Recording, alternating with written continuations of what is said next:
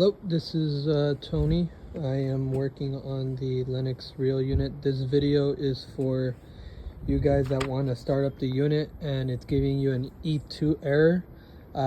First of all, before I get started for this video, this is only for units that you're putting in a Lennox Real condenser with a gas furnace.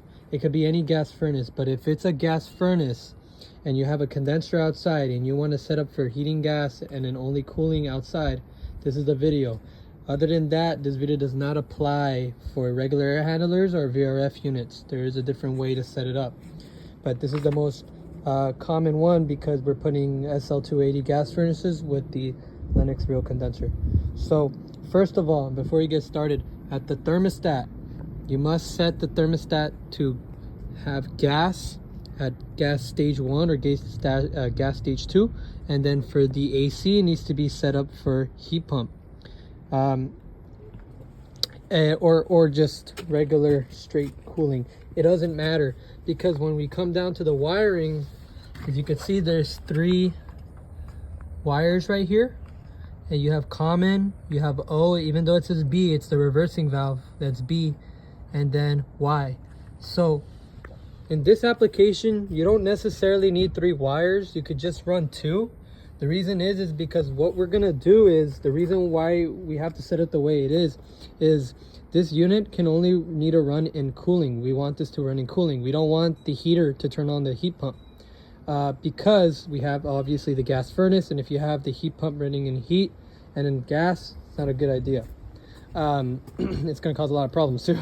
So in this case, we are going to set the condenser to only have the reversing valve on the B location. So typically on Lennox units, the reversing valve O energizes the cooling side. So when the O is energized, it energizes the cooling side of the unit. So when we tell the unit to be on B, that means that it needs to energize the O or B to turn on the heating. So in that case, when we don't have this one attached and just have these, the reversing valve will be on stationary cooling. So then you don't have that issue where if you turn it on, it's going to be on heating without the energized, O. So we're basically, just to put it simply, we're basically telling the unit to be on reversing valve B, so you don't have to run this wire. It's not going to energize the reversing valve. It's not going to put it in heating. It's only going to be straight cooling every time you call for cooling. So in that case, this was the issue that some of you guys had, that when you guys went to this right here, you noticed that it said, and in the video you can't really tell because the hertz are almost the same, but it would say E2, which meant that it was a communication failure, because the system assumed that you're running a VRF indoor unit. And since we're not, we're doing a regular conventional gas heater, the unit doesn't know that. So you got to tell the unit to go to a reversing valve. But in this specific setting with the gas heater and the condenser being straight cool, or wanting to be straight cool, we need to set the reversing valve to B. So in the manual, it's pretty simple. As you can see, it will be like this when you first start it up. It says system is powered on, displays bunch of dashes. Okay, what you're gonna do, you're gonna go and long press down and up buttons simultaneously for 5 seconds to enter commissioning mode.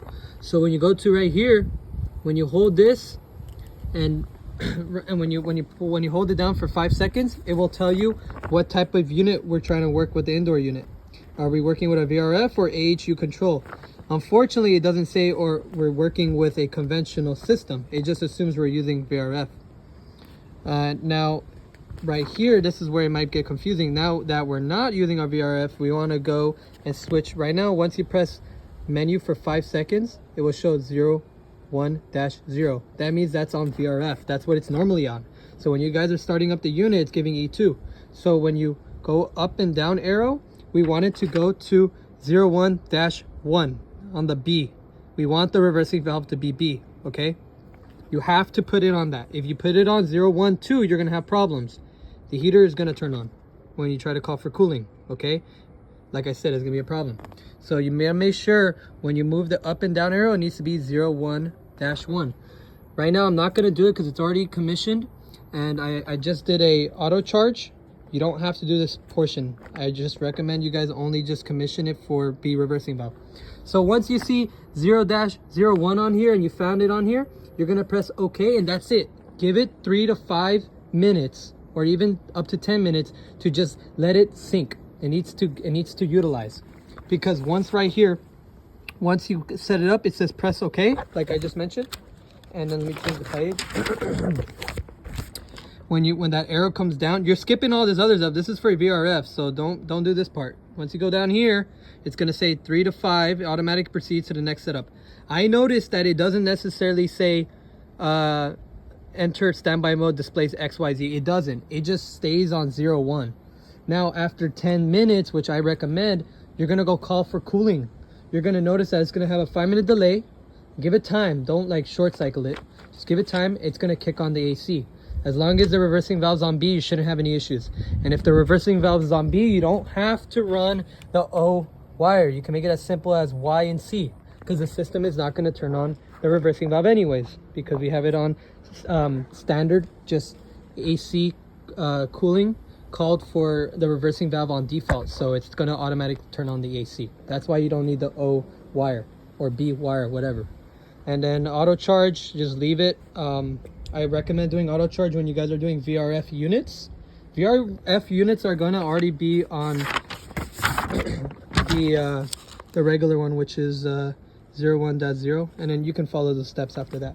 But this is only for gas conventional applications. So that's everything. Yeah.